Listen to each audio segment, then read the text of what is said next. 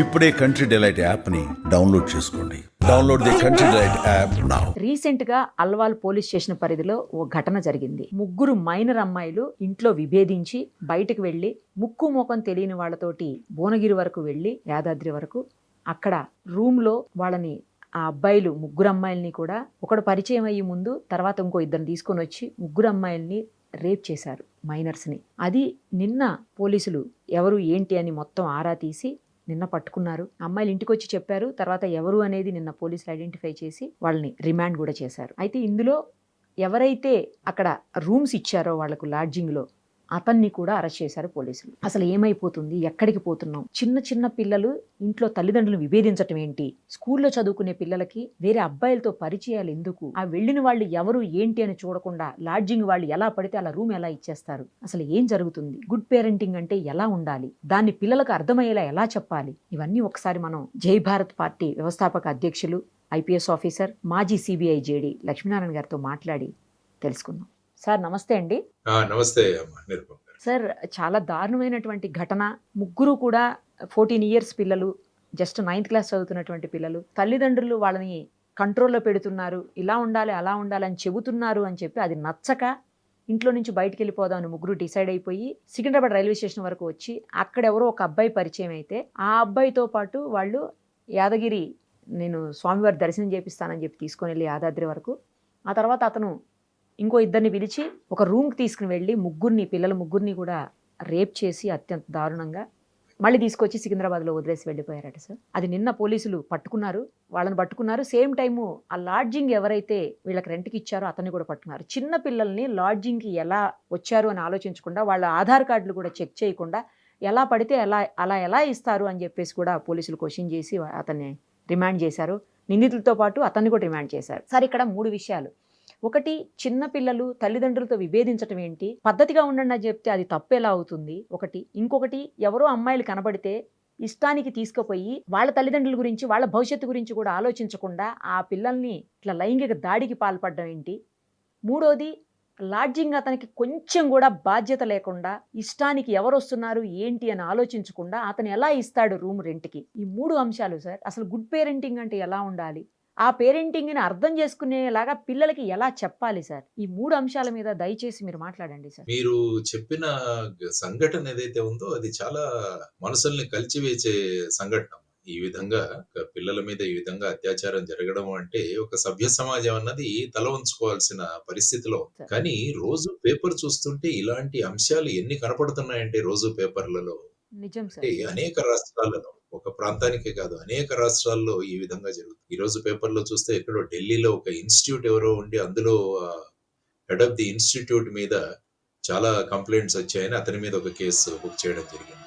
ఇలా చూసుకుంటూ పోతుంటే రోజు ఇక్కడ కూడా మొన్న హైదరాబాద్ లో ఎవరో ఒక మహిళ తీసుకువెళ్లి ఇక్కడ కూడా ఏదో చేశారని మొన్న చూసాం. ఈ విధంగా అత్యాచారాలు ఇవన్నీ కూడా రోజు కిస్మత్పూర్ దగ్గర ఈ విధంగా పరిపాటి అయిపోయింది. అంటే ఇది ఎంటైర్ సభ్య సమాజం తల వంచుకోవాల్సిన పరిస్థితి. ఇది కేవలం ఆ ఇంటిలో ఆ పిల్లలది మాత్రమే కాదు, కానీ మొత్తం సమాజం కూడా దీనికి బాధ్యత వహించాలి. ప్రభుత్వాలు బాధ్యత వహించాలి. తర్వాత వచ్చేసి తల్లిదండ్రులు బాధ్యత వహించాలి. ఆ తర్వాత బడులు, మనం స్కూల్స్ బాధ్యత వహించాలి. మనం ఏదైతే ధర్మం అంటున్నామో ఆ ధర్మాన్ని ప్రచారం చేసే దీంట్లో కూడా అందరూ. అందుకనే నేను ఎప్పుడూ చెప్తుంటాను, ఒక వ్యక్తి యొక్క ప్రవర్తన మీద 3 విషయాలు ఆధారపడతాయి. ఒకటి బడి, ఇంకొకటి గుడి, ఇంకొకటి ఇల్లు. ఈ 3టి ప్రభావం కూడా చాలా ఉంటుంది ఒక వ్యక్తి యొక్క ప్రవర్తన.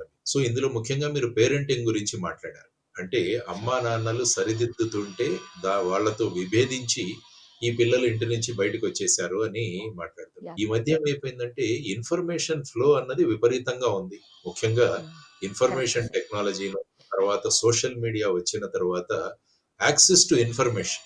ఇంతకు ముందు ఎలా ఉండేదంటే ఇన్ఫర్మేషన్ మీరు కావాలంటే టీవీ చూడాలి, లేకుంటే పేపర్ చదవాలి, అంటే ఒకప్పుడు. ఆ తర్వాత క్రమక్రమంగా ఛానల్స్ సంఖ్య పెరిగింది.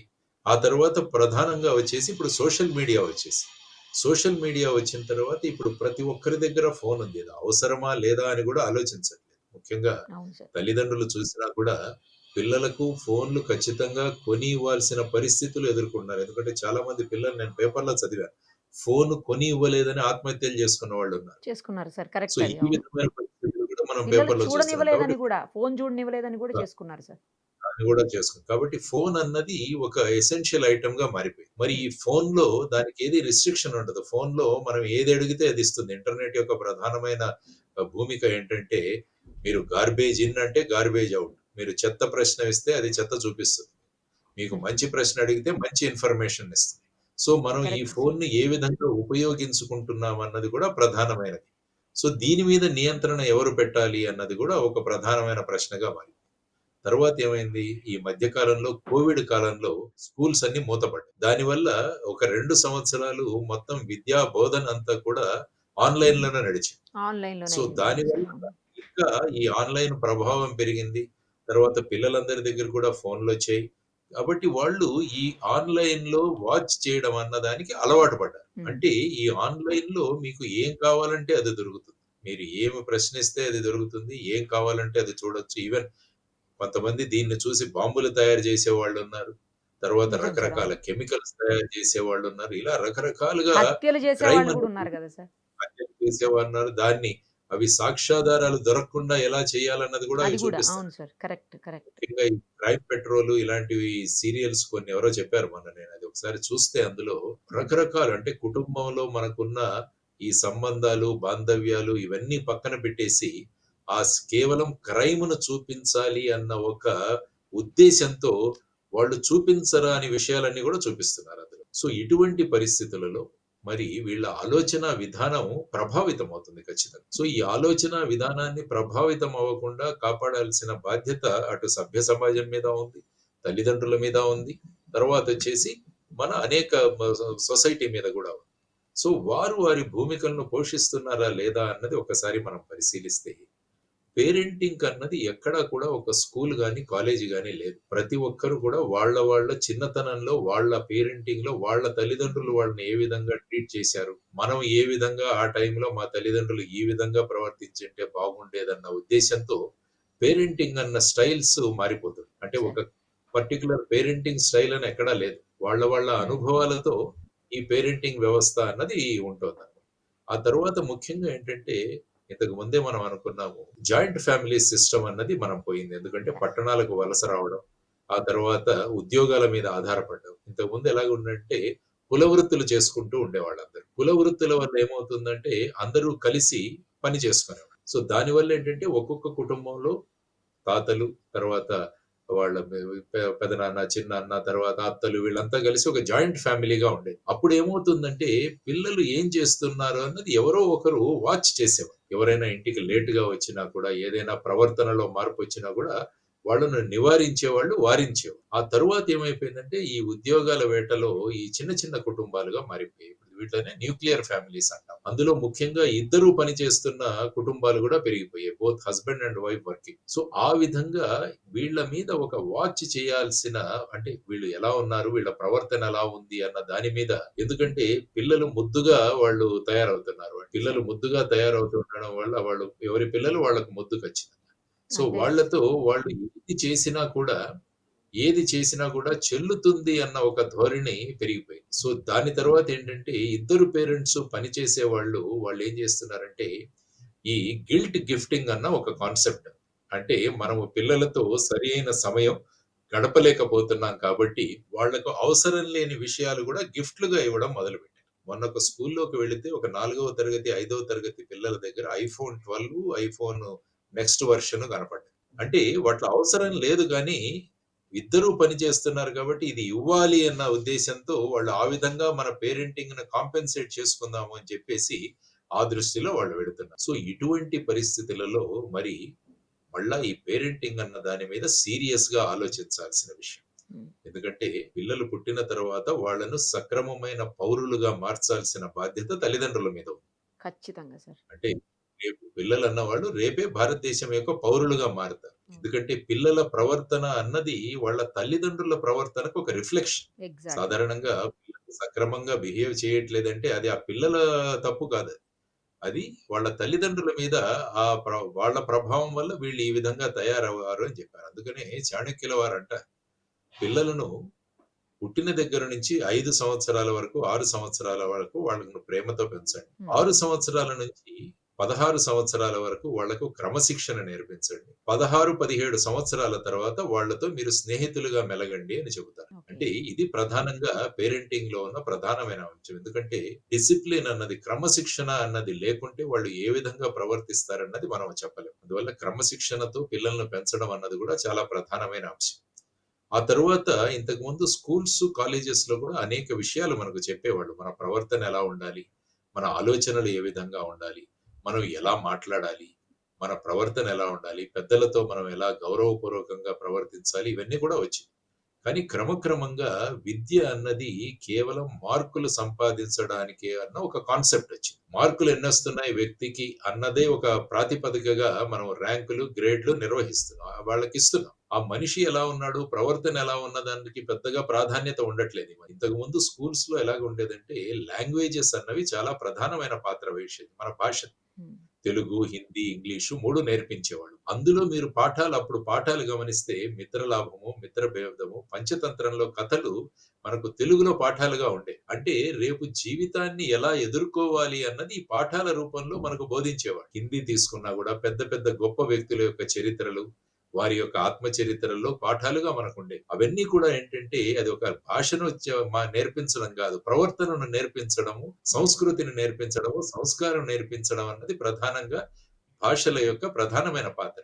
కానీ ఇప్పుడు చూడండి లాంగ్వేజెస్‌కి అసలు ఇంపార్టెన్సే లేదు మనకు. ఎప్పుడు చూసినా కూడా గ్రూప్స్, సైన్స్‌లు, తర్వాత హ్మ్. వచ్చేసి ఐఐటీలు ఇవన్నీ వచ్చిన తర్వాత అవును సార్. ఏమైపోయిందంటే భాషలకు తర్వాత మన సబ్జెక్ట్స్ ఏవైతే లాంగ్వేజెస్‌కి ప్రాధాన్యత పోయి కేవలం మార్కులు ఇవి. తర్వాతొచ్చేసి ముఖ్యంగా ఆటల నుంచి పిల్లల్ని దూరం చేసేస్తున్నాం మనం దూరం ఈ మధ్య కాలం. చేస్తున్నాం. ఆడుకునే ఆటలు ప్లే కూడా గ్రౌండ్స్ చాలా ఎక్కడున్నాయి సార్ అసలు స్కూల్స్‌లో లేనే లేవు. ఆటలు ఇంటి లేవు. దగ్గరికొచ్చిన ఇవన్నీ తర్వాత కూడా ట్యూషన్‌లనో లేకపోతే చదువనో ఏదో ఒకటి. మైదానాలు లేని స్కూల్స్ చాలా ఉన్నాయి యాక్చువల్లీ. దానివల్ల ఏమైపోతుందంటే గెలుపు ఓటములు అన్నవి పిల్లలకు తెలియట్లేదు. దానివల్ల కొద్దిగా ఎక్కడైనా పరీక్షల్లో మార్కులు తక్కువగానే వాళ్ళు విపరీతమైన స్ట్రెస్‌కు డిప్రెషన్. లోనైపోయి వాళ్ళ అవును సార్. జీవితాలను తీసుకునే ఆత్మహత్యల దగ్గరకు కూడా వెళుతున్నారు. సో, అవును దీన్ని సార్. కూడా ఆలోచించాల్సిన అంశం. పెద్దలెప్పుడు గూడా, తల్లిదండ్రులెప్పుడు గూడా పిల్లలు ఆటలాడితే వాళ్ళ సమయం వేస్ట్ అవుతుంది, వాడి టైం వేస్ట్ అని ఆలోచించకుండా, అతను గెలుపు ఓటములన్న జీవితాల్ని యెస్. నేర్చుకుంటున్నాడని చెప్పి. ఇంతకుముందు ఇంట్లో పరమపద సోపానపటం ఆడేవాళ్ళం. Snakes and ladders. ఆ! ఆ snakes and snakes and ladders sir. Ladders అవును. ఎందుకు ఆడేవాళ్ళమంటే, జీవితంలో ఒక్కొక్కసారి నిచ్చెన దొరుకుతుంది. ఒక్కొక్కసారి మనం పాము చేతిలో పడతాం. పాము చేతిలో పడితే మనం మళ్ళా కిందికి రావాల్సిందే అని 99వ గడిలో ఒక పెద్ద పాముంటది. సో, దాన్ని దాటాలి అంటే మనం సరిగ్గా పాచికలు వేస్తేనే వెళ్ళగలం. అంటే ఈ సార్. ఆటలన్నవి జీవితాన్ని నేర్పిస్తాయి. చెస్ కావచ్చు, లేకుంటే మీ సాంఘిక గేమ్స్ అంటే టీమ్ గేమ్స్ అంటాం మనం. అవన్నీ సార్. కూడా వాలీబాల్ కావచ్చు, ఖోఖో హ్మ్. కావచ్చు, ఇవన్నీ కూడా ఏంటంటే మనం ఒక బృందంగా ఆడతాం. ఒక టీమ్‌గా ఆడతాం కాబట్టి మన విజయంలో మనం ఒకటే కాదు, అందరూ కలిస్తేనే మనం జీవితంలో విజయం యాహ్! సాధించగలదన్న ఒక పాఠం కూడా ఈ సాంఘిక ఆటలు అన్నవి మనకు నేర్పిస్తాయి. సో, ఇవన్నీ కూడా ఏంటంటే ఒక పద్ధతి ప్రకారం డిజైన్ చేసిన అంశాలు కానీ, ప్రస్తుతం ఉన్న ఈ ర్యాట్ రేస్‌లో త్వరగా ర్యాంకులు రావాలి, మార్కులు రావాలి, ఉద్యోగాలు సంపాదించాల్సిన మార్గంలో మనం బేసిక్ ఫౌండేషన్ ఏదైతే ఉందో, ఆ ఫౌండేషన్‌కో ఎక్కడో దెబ్బ తగులుతుంది. ఫౌండేషన్ సరిగా లేకుంటే దాని మీద మీరు ఎన్ని అంతస్తులు కట్టినా గూడా ఆ భవనం కూలిపోతుందన్నది మనం అవును చూసుకోవాలి. సార్. ఉపయోగం సో, ఈ ఉండదు. అవును సార్. ఫౌండేషన్ అన్నది చాలా ఇంపార్టెంట్. ప్రైమరీ ఎడ్యుకేషన్ అన్నది చాలా ముఖ్యం. ఈ మధ్య ఇంగ్లీష్ మీడియం అని చెప్పేసి ఇంకొక ప్రధానమైన దీంట్లో మనం ఇరుక్కున్నాం ఒక ట్రాప్‌లో. ఇంగ్లీష్ మీడియం ఏమవుతుందంటే పిల్లలు కేవలం బట్టి పట్టే విధంగానే తయారవుతున్నారు. ఇంగ్లీష్ మీడియంలో ఆ ఇంగ్లీషు ఇవి జానీ జానీ యస్ పప్పా అంటాడు. అందులో ఏం నేర్పించేది నువ్వు అబద్ధం చెప్పాలని నేర్పిస్తుంది. ఈటింగ్ షుగర్ నో పప్పా అంటాడు. ఓపెన్ యువర్ మౌత్ అంటే అహాహా అంటాడు. అంటే పిల్లవాడికి ఏం నేర్పిస్తున్నావు? నువ్వు చక్కెర తింటున్నావు గానీ, నువ్వు తినట్లేదని మీ నాన్నకి చెప్పన్నది ఆ పాఠంలో వచ్చేది నేను. అది ఒక పాపులర్ రైమ్ అది. Rhyme so, sir. అలా అవును. చూసుకుంటూ వెళ్తుంటే తెలుగులో చక్కని పద్యాలు మనకు నేర్పించేవాళ్ళు చిన్నతనంలో. ఒకరికొకరు ఎలా సహాయం చేసుకోవాలి ఈ కథలు అన్నది. దాని తర్వాత ఏమవుతుందంటే ఇంగ్లీష్ మీడియం ద్వారా కేవలం బట్టి పట్టే విధానము మనం అవలంబించుకున్నాం. ఆలోచన తక్కువ, బట్టి బట్టి వాటిని ఎలాగైనా పేపర్‌లో రాసేయాలి, ఎగ్జామ్ హాల్‌లో రాసేయాలని ఆలోచన విధానం గూడా మారిపోతుంది. తరువాతొచ్చేసి ఈ హార్మోనియల్ చేంజెస్ అన్నవి గూడా ఈ యాహ్! మధ్య సార్. అవును. తినే తిండి వల్ల, తర్వాత చూసే విషయాల వల్ల కూడా హార్మోనియల్ చేంజెస్ అనేవి చాలా త్వరగా వస్తున్నాయి పిల్లల్లో ఈ మధ్య. Correct sir. అవును. సో, ఈ విధమైన ప్రభావం కూడా వాళ్ళ మీద చూపిస్తుండడం వల్ల ఇటువంటి సంఘటనలు కూడా జరిగే అవకాశం. సో, వీటన్నిటిని పరిగణలోకి తీసుకొని మనం ఆలోచించాల్సిన అంశం ఉంది అని నేను అనుకుంటాను. మీరేదో ఇక్కడ అడుగుతున్నారు. ఇంకొక కీలకమైన అంశం ఉంది సార్. అతను ఎవరైతే లాడ్జ్ ఓనర్ ఉన్నాడో, అతను కనీసం చెక్ చేయకుండా ఆళ్ళ ఏజ్‌లో లేకపోతే ఆధార్ కార్డ్‌లో చెక్ చేయకుండా రూమ్స్ ఎలా ఇచ్చేస్తాడు సార్? చిన్న పిల్లలు అక్కడ కనబడుతున్నారు కళ్ళెదురుగుండా. వాళ్ళని చెక్ చేయకుండా కనీసం ఇన్ఫర్మేషన్ దగ్గరలో ఉన్నటువంటి పోలీసులకన్నా ఇవ్వకుండా అతను అలా చేయటం ఎంతవరకు కరెక్ట్ సార్? అంటే సంపాదన ఒక్కటే ఇంపార్టెంటా? అంతే గదా! ఇప్పుడు సమాజంలో చూసినా గూడా మీరు ఒక వ్యక్తి యొక్క వాల్యూని అతని దగ్గరున్న డబ్బులతో మీరు కొలుస్తున్నారు. సమాజం అంతా కూడా ఎవరి దగ్గర డబ్బులు ఎక్కువగా ఉందంటే వాళ్ళు సమాజంలో గొప్పవాళ్ళు. ఇది మనం ప్రస్తుతం సమాజంలో ఉన్న నార్మ్. దానివల్ల ఈ లాడ్జ్ పెట్టిన వాళ్ళు కూడా అంటే ఒక వ్యక్తి ఈ సమాజం పట్ల నాకు బాధ్యత ఉంది అన్న విధంగా ఆలోచిస్తే ఇటువంటి సంఘటనలు జరగవు. ఇప్పుడు ఆ yeah! Sir. Lodge correct. Owner మీరన్నట్టు ఈ సమాజం పట్ల నాకు బాధ్యత ఉంది. నా సంపాదన ఒక విషయం కానీ, ఈ సమాజం బాగుండాలన్నది నా బాధ్యత అన్నది నేర్చుకున్నప్పుడు ఇటువంటి విషయాలు వాడు రాగానే వెంటనే కనీసం పోలీస్ స్టేషన్‌కో వీళ్ళందరినీ కూర్చోబెట్టి వాళ్ళ తల్లిదండ్రులను పిలవడం, కౌన్సెలింగ్ యెస్. చేయడం, కరెక్ట్ పోలీసుల్ని సార్. పిలిచి ఏం జరుగుతుందో అని చేయాల్సిన బాధ్యత మీరన్నట్టు యెస్. ఆ లాడ్జ్ ఓనర్ మీద ఉంది. కానీ లాడ్జ్ ఓనర్ సమాజం ఎటుపోయినా పర్వాలేదు నాకేం సంబంధం లేదు. నాకు నా డబ్బులొస్తే చాలు అని అనుకుంటే ఇలాంటి సంఘటనలు జరుగుతుంటాయి. అందువల్ల అవును మనం సార్. ఏమనుకుంటున్నామంటే ఇల్లు నాది అనుకుంటున్నాం గానీ సమాజం నాది కాదు అనుకోవట్లేదు. సో దానివల్ల ఏంటంటే ఇటువంటి ప్రమాదాలన్నీ వస్తున్నాయి. సో వీటన్నిటిని ఆలోచించాలి అంటే ఒక సమగ్రమైన శిక్షణా విధానం ఉండాలి. మన నేషనల్ ఎడ్యుకేషన్ పాలిసీ అని తీసుకొచ్చాం. అంటే విద్యా విధానంలో ఎటువంటి మార్పులు రావాలి అన్నది కానీ ఇంకా ఇంప్లిమెంటేషన్ అంతంత మాత్రంగానే ఉంది. అందులో మీరు చూస్తే ముఖ్యంగా 5వ తరగతి వరకు వీలైతే 8వ తరగతి వరకు మాతృభాషలో, వాడక భాషలో బోధన జరగాలి అని చెప్పేసి అందులో చెప్పిన అంశం. కానీ ఇప్పుడు అది సార్. కూడా ఇంప్లిమెంట్ చేయలేదు కదా మనం. సో చేయట్లేదు. దానివల్ల స్టూడెంట్స్ ఏంటంటే ఒక రోబోలుగా మనం తయారు చేసేసుకుంటూ ఉన్నాం. దానికి తోడు ఇప్పుడు కొత్తగా ఆర్టిఫిషియల్ ఇంటెలిజెన్స్ అన్నది వచ్చింది. అంటే ఏఐ మనిషిని ఒకటి. పక్కన అవును పెట్టి సార్. మెషిన్‌లు ముందు కాలంలో అన్నీ నడపబోతున్నాయి. ఆర్టిఫిషియల్ హ్మ్. ఇంటెలిజెన్స్ డెఫినిట్‌గా మంచిదే. కానీ ఏదైనా టెక్నాలజీ దేనికి ఉపయోగిస్తున్నాం అన్న దాని మీద ఆధారపడి ఉంటుంది. ఆ ఎగ్జాక్ట్‌లీ. టెక్నాలజీ మంచి కోసం వాడుతున్నామా? చెడు కోసం మాట్లాడుతున్నామా? అన్నది దాన్ని బట్టి టెక్నాలజీ అన్నది ఉంటుంది. అందుకనే కరెక్ట్. రవీంద్రనాథ్ ఠాగూర్ గారు ఏమన్నారంటే ఆయన ఒక చక్కని విషయం చెప్పారాయన. By the time a child becomes 16 the cast is mould అంటాడు. అంటే 16 సంవత్సరాలు వచ్చేసరికి ఆ ఏదైతే ఉంటుందో ఆ అంశం తయారైపోయి ఉంటుంది. దాన్ని పెద్దగా మార్చలేం. కాబట్టి ఈ ఓకే. 16 సంవత్సరాలు అందుకని 16 ఇయర్స్ అన్నది చాలా ఇంపార్టెంట్ లైఫ్‌లో. ఆ స్వీట్ 16 ఏదో అంటుంటారు గానీ, ఈ అవును సార్. 16 అవును. దాని వెనకాల ఉన్న ప్రధానమైనదది. ఈ 16 సంవత్సరాలలో ఏ విధమైన వ్యక్తిని మనం తయారు చేయగలిగితే, ఆ తరువాత ఆ వ్యక్తి ఆ విధంగా మారతాడు. So, okay. ఈ 16 సంవత్సరాలన్నవి చాలా క్రూషియల్ ఇయర్స్. దానివల్ల అటు హుహు. తల్లిదండ్రులు, ఇటు ఉపాధ్యాయులు, ఇటు సమాజం ఇవన్నీ కూడా ఈ వ్యక్తి యొక్క ఆలోచన విధానంలో మార్పు రావాలి. ఈవెన్ మనం ఓకే. ధార్మిక స్థలాలకు వెళతాం. మన మతాలను బట్టి మనం ధార్మిక స్థలాలను వెళ్తాం. కాబట్టి గుళ్ళు కావచ్చు, మసీదులు కావచ్చు, చర్చిలు కావచ్చు, ఇవన్నీ కూడా పాజిటివ్ థింకింగు తర్వాత సమాజం పట్ల ఈ విషయాలను వాళ్ళకి తెలియజేయాలి. జస్ట్ గుడికి వెళ్లి మనం దర్శనం చేసుకొని రావడం కాదు. ఆ తరువాత ఆ విషయాలు చదవాలి. ఆ విషయాలు మనకు ఏం నేర్పిస్తున్నాయని తల్లిదండ్రులు బోధన చేయాలి. ఇంతకుముందు తాతలు, ముత్తాతలు లేకుంటే అమ్మమ్మలు, నానమ్మలు ఇంట్లో ఉండేవాళ్ళు. వాళ్ళు అనేక విషయాలు పిల్లలకి చెప్పేవాళ్ళు. ఈ విధంగా మసలుకోవాలి, ఈ విధంగా చేయాలి, వారిస్తూ ఉండేవాళ్ళు. తరువాత పురాణాల్లో ఉన్న అంశాలు గూడా మనకు చెప్పేవాళ్ళు. అవన్నీ కూడా మనకు పాఠ్యాంశాలుగా గూడా ఉండేవి. సో, ఆ విధమైన భావనల నుంచి మనమంతా బయటికొచ్చేసి ఈ సెక్యులర్ ఎడ్యుకేషన్ అన్న ఒక కాన్సెప్ట్ తీసుకొచ్చేసి, తెలియాల్సిన విషయాలన్నవి మనకు పాఠ్య గ్రంథాల్లో పెట్టకుండా, కేవలం అది ఒక మతంగానే చూడడం అన్నది ప్రధానంగా జరుగుతున్న అంశం. యాక్చువల్‌గా మీరు భగవద్గీతను చూడండి ఫర్ ఎగ్జాంపుల్. భగవద్గీత చాలా మంది మత గ్రంథం అంటుంటారు. ఒక్కసారి భగవద్గీత డీటెయిల్డ్‌గా మీరు చదివితే, దానికి మించిన పర్సనాలిటీ డెవలప్‌మెంట్ పుస్తకం ఈ ప్రపంచంలో ఇంకోటి లేదు. అనేక ఎగ్జాక్ట్‌లీ. విషయాలను తెలియజేస్తుంది. సో, ఈ విధంగా మనం ఉన్న విషయాలను మన దగ్గర ఉన్న ఆస్తులు ఏవైతే ఉన్నాయో వాటన్నిటిని కూడా సరిగ్గా వినియోగించుకోకుండా, ఈ కొత్త కొత్త విధానాల ద్వారా ఏమవుతుందంటే ఇటువంటి సంఘటనలు జరుగుతాయి. ఆ తరువాత ఇటువంటి తప్పు చేసిన వాళ్ళని వెంటనే శిక్షలు పడితే, దాని కరెక్ట్ సార్. ప్రభావం కూడా సమాజం మీద ఉంటుంది. దేశాన్ని మొత్తం కలిచివేసిన నిర్భయ సంఘటన కూడా సుమారుగా 10-12 సంవత్సరాలు పట్టింది దాని మీద. అంటే మొత్తం దేశాన్నే కుదిపివేసిన సంఘటన ఏదైతే ఉందో, దానికే ఇన్ని రోజులు పడితే, మేము తప్పు చేసినా కూడా మాకేమీ కాదు అన్న ఒక ధోరణి ఏదైతే ఉందో సమాజంలో, అది కూడా త్వరగా కేసులు పరిష్కరించబడాలి. కేసులలో ట్రయల్ జరగాలి. శిక్షలు పడితే కరెక్ట్ సార్. అప్పుడు కరెక్ట్. సమాజం నేర్చుకుంటుంది. ఇప్పుడు మీరేవో ఫోటోలు చూపిస్తున్నారు. అవి చూడండి ఆ పిల్లల యొక్క హెయిర్ స్టైల్ ఏంటి? ఆ! వాళ్ళున్న విధానం ఏంటి? అదే ఇవన్నీ కదా! కూడా కొత్తగా చూస్తుంటాను. విచిత్రమైన హెయిర్ స్టైల్స్ వచ్చాయి ఈ మధ్య సమాజంలో మీరు హ్మ్. చూస్తే. నేను కాలేజెస్‌కి వీటికి వెళ్తుంటాను గదా! అంటే ఏమవుతుందంటే ఇక వారి మీద ఎవరి నియంత్రణ లేదు అన్న పరిస్థితి ఏర్పడిపోయింది సమాజం. సో, ఇది కరెక్ట్. సమాజానికి ప్రమాదకరం. సో, తల్లిదండ్రులు ఎప్పుడు కూడా వాళ్ళ భావాలు, వాళ్ళ బాధ్యతల నుంచి మేము తప్పించుకుంటే ఏమవుద్దంటే రేపు సమాజానికి కంటకుడుగా వస్తాడు. అందుకని ఒక చిన్న కథ ఉంది. హ్మ్. ఒక ఆవిడ చిన్నప్పుడు వాళ్ళ పిల్లవాడు పక్కింట్లో తోటకూర, గోంగూర ఇవన్నీ దొంగతనం చేసుకుంటూ వస్తుంటే వాడినేమి అనలేదట.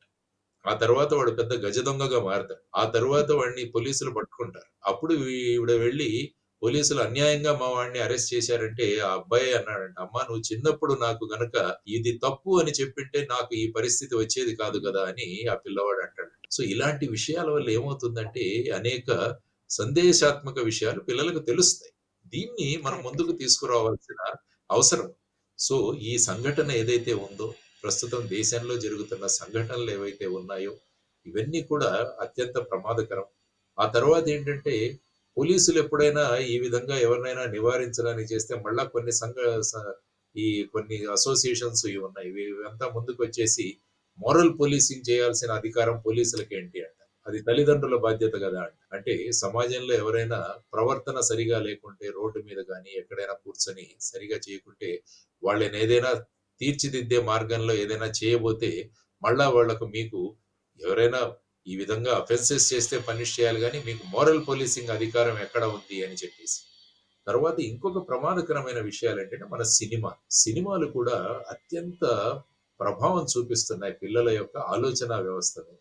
ఇప్పుడు చూడండి ఎలాంటి సినిమాలొస్తున్నాయో కొన్ని సినిమాలు అవును. చూస్తుంటే, అవును సార్. అసాంఘిక శక్తులు ఏవైతే ఉన్నాయో వాళ్ళని హీరోలుగా ప్రొజెక్ట్ చేస్తూ పోలీసు వ్యవస్థని కరప్ట్‌గా చూపిస్తూ, అంటే ఏం సందేశం ఇవ్వబోతున్నాం మనం? తరువాత ప్రతి 10 నిమిషాలకి, 15 నిమిషాలకి హీరో గాని ఒక తాగుడు సంఘటన చూపించడం అందులో. చిన్న అక్షరాలతో smoking is correct. Injurious to health.